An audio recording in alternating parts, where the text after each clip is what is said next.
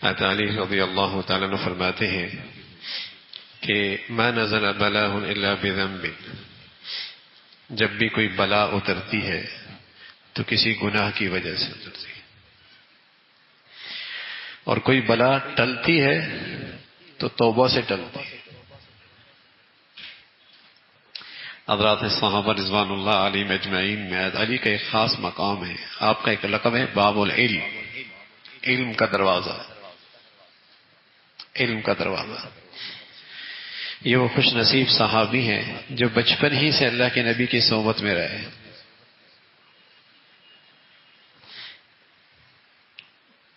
ساری زندگی آپ کے صحبت میں گزری، اور آپ علیہ الصلوۃ والسلام نے اپنی سب سے پیاری بیٹی حضرت فاطمہ، آپ کے بچوں کا انتقال ہو گیا، 3 بچیوں کا بھی انتقال ہو گیا، اولاد کی ساری محبت سمٹ کے فاطمہ کے حصے میں آئی رضی اللہ تعالیٰ، وہ فاطمہ علی کی زوجہ اہلیہ۔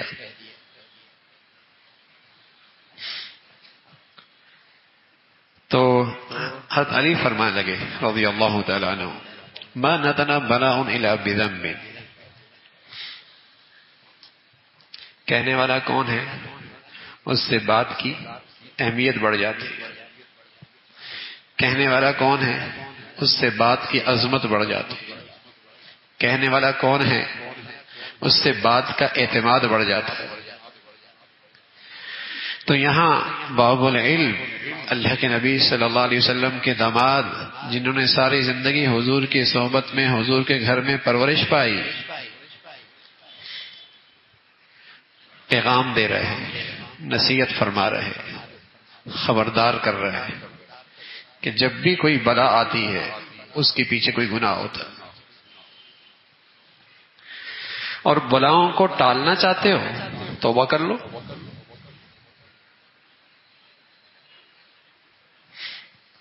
بلا کا اپنا ایک اثر ہے، ایک ہے نا بیماری، ایک ہوتی ہے بیماری، ایک ہوتی ہے آزمائش۔ بلا اور آزمائش میں فرق ہے۔ بلا آدمی کو بے چین اور پریشان کر دیتی ہے، بلا آدمی کو دکھی اور غم زدہ کر دیتی ہے، بلا آدمی کو اللہ سے اور دور کر دیتی ہے، اور آزمائش اس میں رحمت بھی ہو سکتی ہے، اس میں اللہ کی مہربانی بھی ہو سکتی ہے، اس میں اللہ کا کرم بھی ہو سکتا ہے۔ اس کی نشانی کیا ہے؟ اس کی نشانی یہ ہے کہ یہ اللہ کے سامنے اور گڑ گڑانے لگ جاتا ہے، یہ اللہ تعالیٰ کے اور قریب ہو جاتا ہے، اور دل سکون میں ہوتا ہے، دل سکون میں ہوتا ہے، دل کو ایک اطمینان نصیب ہوتا ہے۔ یہ آزمائش ہے، یہ رحمت ہے۔ بلا ہے، مصیبت ہے، عذاب ہے، دل بے چین ہے، دل پریشان ہے، دل دکھی ہو گیا ہے، دل غم زدہ ہے، مایوس ہو گیا ہے، ڈپریشن میں چلا گیا ہے، یہ بلا ہے، یہ بلا ہے، یہ گناہ کی وجہ سے ہوتا ہے۔ آزمائش نیکوں پر بھی آتی ہے، ولیوں پر بھی آتی ہے، بھائی نبیوں پر بھی آتی ہے۔ اللہ کا قرب ملتا ہے، اللہ کی رحمت ہوتی ہے، اللہ کا پیار مل جاتا ہے، اللہ کے ہاں اور درجہ بلند ہو جاتا ہے۔ اس کی علامت کیا ہے؟ دل مطمئن ہوتا ہے،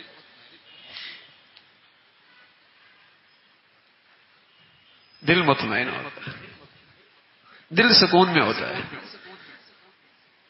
اس کا اندر کہتا ہے گھاٹا کوئی نہیں ہے، کمائی ہو رہی ہے، گھاٹا کوئی نہیں ہے، انعام مل رہا ہے، گھاٹا کوئی نہیں ہے، اجر مل رہا ہے، نقصان کوئی نہیں ہے۔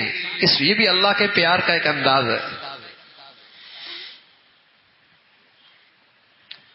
لیکن جو بلا آتی ہے، بلا فرمائے یہ گناہ کی نحوست ہوتی ہے۔ اور بلائیں ٹلتی کیسی ہیں کہ تیرے دل کو قرار آ جائے، تیرے دل کو سکون آ جائے، تیرے دل کو اطمینان مل جائے، چاہے بیماری لیٹ ہی کیوں نہ ہو جائے، چاہے وہ فوراً آزمائش نہ ختم ہو، لیکن توبہ کر لے گا نا، دل سکون میں آ جائے گا۔ بلا بلا نہیں رہے گی، رحمت بن جائے گی. مصیبت مصیبت نہیں رہے گی، نعمت بن جائے گی. توبہ. ظاہر باطن کے ہر گناہ پہ توبہ. وَذَرُوا ظَاهِرَ الْإِثْمِ وَبَاطِنَهُ.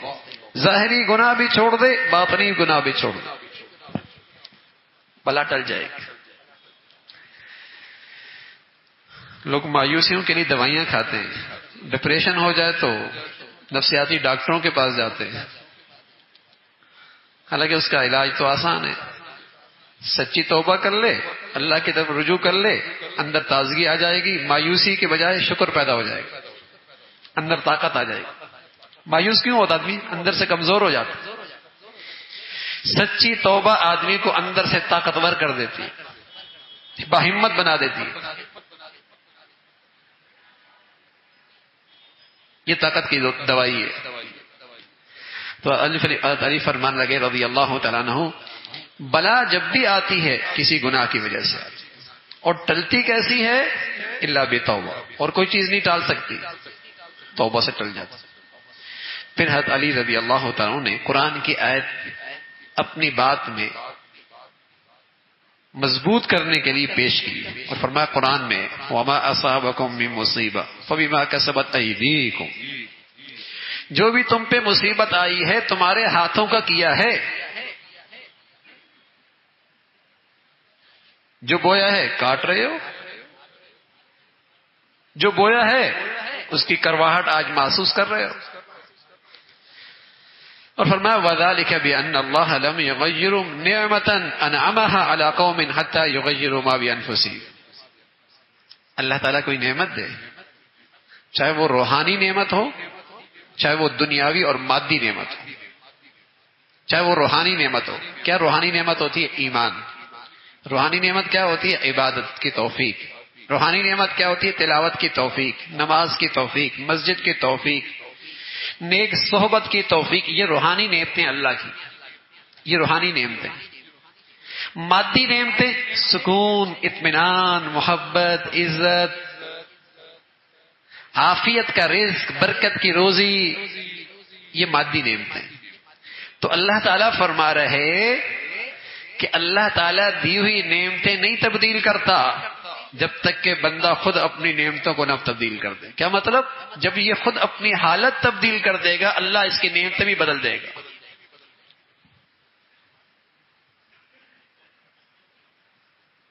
کیا مطلب؟ پہلے ہی اللہ کی اطاعت کرتا تھا، شکر کیا کرتا تھا، اللہ کو راضی کرنے کے اسباب اختیار کرتا تھا، یہ کیا کرتا تھا. تو اللہ رب العزت نے اسے روحانی ظاہری مادی نعمتیں بھی دے رکھی تھی. فَإِذَا غُيِّرَ عَلَيْهِ. لیکن جب اس نے شکر چھوڑ دیا، اطاعت چھوڑ دی، فرما برداری چھوڑ دی، اللہ نے بھی اس کی حالات تبدیل کر دی. جزاءً وفاقا، برابر کا بدلہ دیا. وما ربک بظلام للعبید. اللہ اپنے بندوں پہ ظلم نہیں کرتا، جو کرے گا اس کا نتیجہ آئے گا. ضابطہ بتا دیا اللہ بھی نے، ضابطہ بتا دیا. اس لیے فرمایا اذا كنت في نعمة فرعها. جب کسی نعمت میں زندگی گزار رہے ہو نا، اب اس کی حفاظت بھی کرو. اس لیے کہ فإن المعاصي تزيل النعم. اس لیے کہ گناہوں سے نعمتیں چلی جاتی ہیں. اللہ نے نعمتیں دے رکھی ہیں نا، ان کی حفاظت بھی کرو.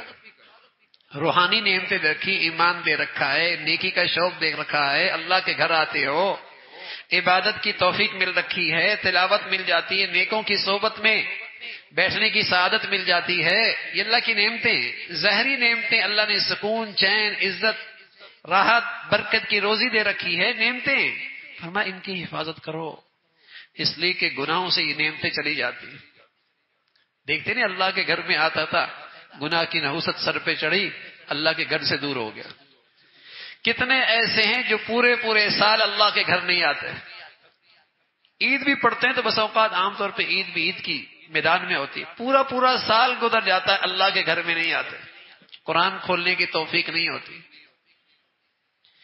نیک بات، نیکوں سے محبت، تعلق نصیب نہیں ہوتا. یہ ایسے نہیں ہوتا بھائی، ان روحانی نعمتوں سے محرومی کے پیچھے کسی گناہ کی نحوست ہے.